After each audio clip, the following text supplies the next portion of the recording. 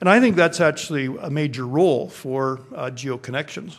I think as we move into the next generation of the Geoweb, governments, private sector organizations will work together to take that vast amount of data that's being created every day and more manage it so that geodesigners actually have a way of relying on data, being able to find data and then rely on that for major decisions. I'd like to just close with a couple of comments about education. I think this is one of the most rewarding things that I've done in the last dozen years or so, is help get GIS into schools. When my oldest daughter started in grade 7, I went to the school and asked them if we could, met the geography teacher and asked if he was interested in using GIS in teaching. And he said, GI what? And so explained it to him, and they got very excited about it. And eventually I discovered how incredibly difficult it would be for a teacher to actually do that. Sure, you could get a map of the globe or something like that, but local maps and city maps and provincial maps and even federal government maps were very hard to get at. So we pulled together a program together with following what ESRI was doing in the US and the Schools and Libraries program.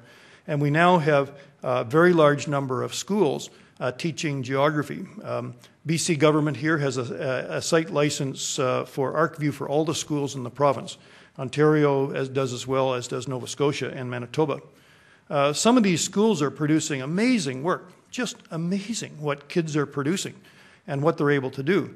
This is a group of students from Nelson High School in Bradford, Ontario, developed a complete plan for the preservation and development of the Holland Marsh in Ontario, in just north of Toronto. Remarkable accomplishment for a group of high school students. Here's a group at Waterloo Collegiate that looked at where were the optimum locations for creating a new vineyard. This is actually an exercise we put out for them as part of their curriculum. But this is a complex problem geographically because of the microclimates that develop in the Niagara Escarpment. Grape growing can be completely non-feasible in one area and 200 meters away it is. So very complex problem for them to solve. We now have over 3,000 schools teaching GIS in geography. And this is a couple of big potentials. One is it's a huge potential for them to volunteer geographic information about their neighborhoods in an organized fashion. Every kid with an iPhone can be out collecting stuff about their neighborhood. In fact, one of the schools in Toronto did exactly that. They didn't use an iPhone. They used a borrowed Trimble GPS and a camera. And they went out and photographed all the graffiti in their neighborhood. And the police joined with them in the program. And they had a program where all graffiti would be painted over within 24 hours. And the graffiti artists eventually gave up because they'll spend all night drawing graffiti and then there's nothing there. I also think that these are our future geodesigners. If we're to have improved cityscapes, if our world is to be more sustainable, every kid with a laptop in school or a tablet PC or a netbook will be part of designing our common future. I want to just wrap up with two little images here.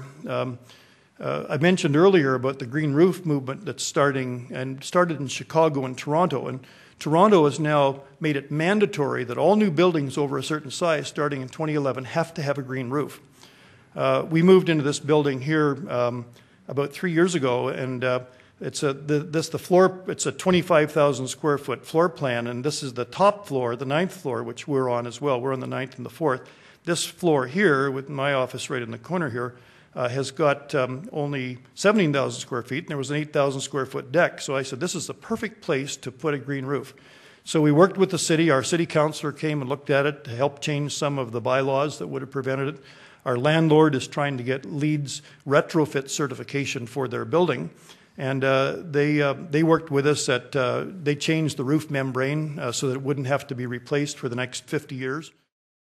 So I believe strongly that the Geoweb is going to play a strong role in in helping us design our future. This is actually a close-up shot of some of the plants in that green roof. And to think that last year that was just bare concrete, I think that gives us a vision of where we can go in the future. of the Geoweb.